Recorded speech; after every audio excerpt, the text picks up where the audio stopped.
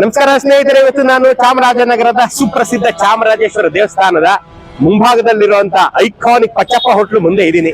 ಚಾಮರಾಜನಗರ, ಮೈಸೂರು ಸುತ್ತಮುತ್ತಲ ಭಾಗದವರೆಗೂ, ಬಹುಶಃ ಬೆಂಗಳೂರವರೆಗೂ ಪಚ್ಚಪ್ಪ ಹೋಟೆಲಿನ ದೋಸೆ ನೆನೆಸ್ಕೊಂಡು ಬಾಯಲ್ಲಿ ನೀರು ಬಂದಿರ್ಬೋದು.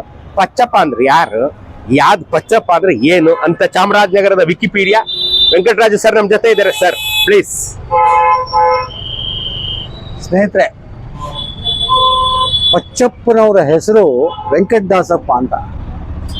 ಆ ವೆಂಕಟದಾಸಪ್ಪನವರು ಇಲ್ಲಿಯ ಚಾಮರಾಜೇಶ್ವರ ದೇವಸ್ಥಾನದ ಅಡುಗೆ ಕೆಲಸಕ್ಕೆ ಬಂದವರು. ಆವಾಗ ಚಾಮರಾಜೇಶ್ವರ ದೇವಾಲಯದಲ್ಲಿ ಶಿವಕೂಟ ಇತ್ತು. ದೊಡ್ಡ ಪ್ರಮಾಣದಲ್ಲಿ ಅಡುಗೆ ತಯಾರಾಗ್ತಾ ಇತ್ತು. ಮತ್ತೆ ಸಂಸ್ಕೃತದ ವಿದ್ಯಾರ್ಥಿಗಳಿಗೆ ಮಧ್ಯಾಹ್ನದ ಊಟದ ವ್ಯವಸ್ಥೆ ಇತ್ತು. ಆ ಕಾಲದಲ್ಲಿ ವೆಂಕಟದಾಸಪ್ಪನವರು ಇಲ್ಲಿ ಅಡಿಗೆ ಕೆಲಸಕ್ಕೆ ಬಂದವರು. ಮತ್ತೆ ಅದ್ಭುತವಾಗಿ ಸಾರು ಮಾಡ್ತಾ ಇದ್ರು ಅಂತ ದೊಡ್ಡ ಹೆಸರು.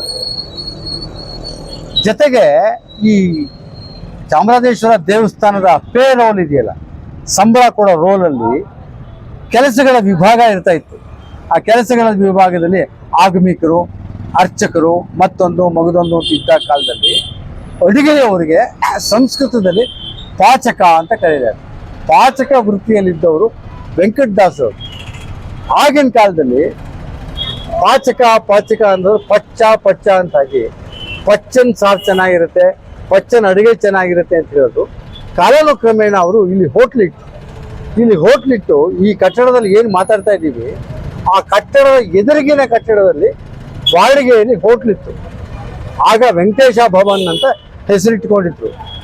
ಆ ನಂತರ 62-63ರಲ್ಲಿ ಅವರು ಈ ಕಟ್ಟಡವನ್ನ ಕಟ್ಟಿದ್ರು. ಈ ಮಳಿಗೆಗಳು ಕಟ್ಟಡವನ್ನೆಲ್ಲ ಕಟ್ಟಿ ಆಮೇಲೆ ಇಲ್ಲಿಗೆ ಶಿಫ್ಟ್ ಆದರು. ಇಲ್ಲಿಗೆ ಶಿಫ್ಟ್ ಆದಮೇಲೆ ಪಚ್ಚಪ್ಪ ಹೋಟ್ಲು ಅಂತ ಆಯಿತು. ಪಚ್ಚಪ್ಪ ಹೋಟ್ಲು ಒಂದು ಯೂನಿವರ್ಸಿಟಿ ಇದ್ದಂಗೆ.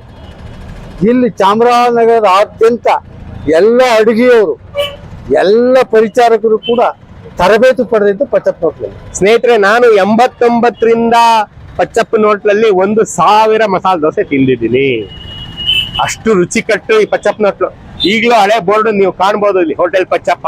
ಚಾಮರಾಜನಗರಕ್ಕೆ ಬಂದಾಗ ಈ ಬೇರೆ ಬೇರೆ ಹೋಟ್ಲಲ್ಲಿ ನೀವು ದೋಸೆ ತಿಂದಾಗ ಪಚ್ಚಪ್ಪನವರನ್ನ ನೆನೆಸ್ಕೊಳ್ಳೋದನ್ನ ಮರಿಬೇಡಿ.